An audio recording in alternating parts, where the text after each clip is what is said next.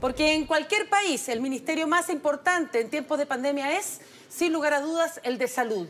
Sin embargo, las diferentes posturas con el gobierno para enfrentar esta grave emergencia ha significado en ese país, en Brasil, la designación de 4 secretarios de Estado en esta materia. Ha sido el presidente Jair Bolsonaro quien en un comienzo negó la gravedad del coronavirus, el que anunció que el médico cardiólogo Marcelo Queiroga es quien preside desde ahora esa cartera. Lo nombró en reemplazo del general del ejército Eduardo Pazuello. El mandatario agradeció el trabajo del militar, experto en logística, pero sin ningún conocimiento del sistema sanitario. Su situación, además, es muy compleja porque es investigado por posibles negligencias durante la gestión de la pandemia en el estado de Amazonas, el más golpeado en ese país. Horas antes, Bolsonaro le había propuesto este cargo, Andrea, a la cardióloga Ludmila Jajar, quien lo rechazó por sus diferencias al enfrentar la pandemia. Veamos a continuación quiénes son estos 4 ministros de salud que ha tenido Bolsonaro en tan poco tiempo y además en plena pandemia.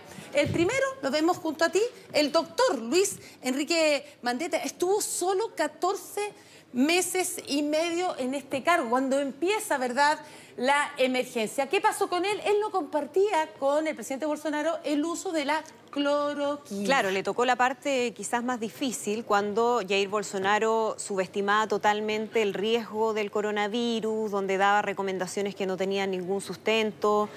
Hubo ahí permanente tensión y enfrentamientos hasta que termina saliendo. Exactamente, además él estaba a favor de los confinamientos a diferencia de Jair Bolsonaro. El segundo es el doctor Nelson Teich. Él duró solo un mes en la cartera de salud. Su renuncia se dio porque había diferencias en respecto a los recursos públicos que se tenían que destinar para este fármaco de la cloroquina, cuya efectividad en esos momentos tampoco estaba comprobada. Por lo tanto, a raíz de esa diferencia, en un mes él decide dar un paso al costado. Y el último en salir es el general Eduardo Pazuello, que les comentaba, no tiene ningún conocimiento a nivel sanitario, es el único que no es médico y que ahora es investigado por posibles negligencias sobre todo lo que está pasando en Manaos, donde es la cepa de las nuevas variantes del coronavirus. De hecho, la Fiscalía y el Tribunal Supremo lo están investigando. Y ahora se ha nombrado a otro médico, el doctor Marcelo Queiroga. 16 de marzo de 2021, hoy.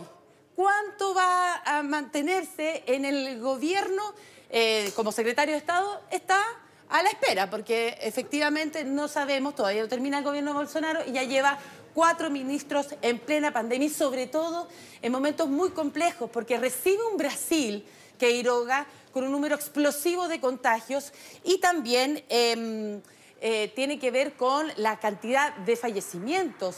Y en ese contexto, veamos a continuación las imágenes que nos llegaron anoche desde Sao Paulo. Las calles de esta ciudad, que es la más grande de Brasil, para que ustedes se hagan una idea, y una de las más pobladas del mundo. 12 millones de habitantes y las calles vacías. ¿Por qué? Porque el gobernador João Doria dijo que había que aplicar este tipo de toque de queda, confinamiento, se suspendieron los eventos deportivos, se cerraron las playas, los parques.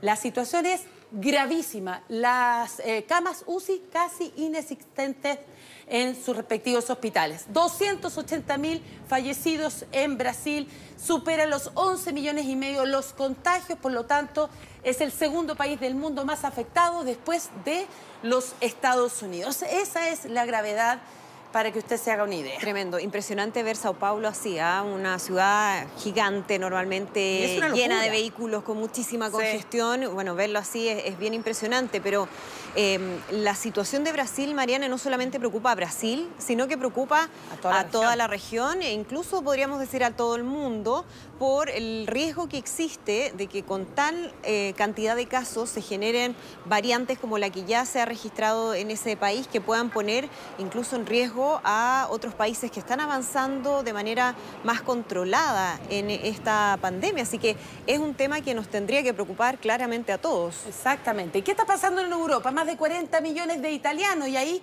las imágenes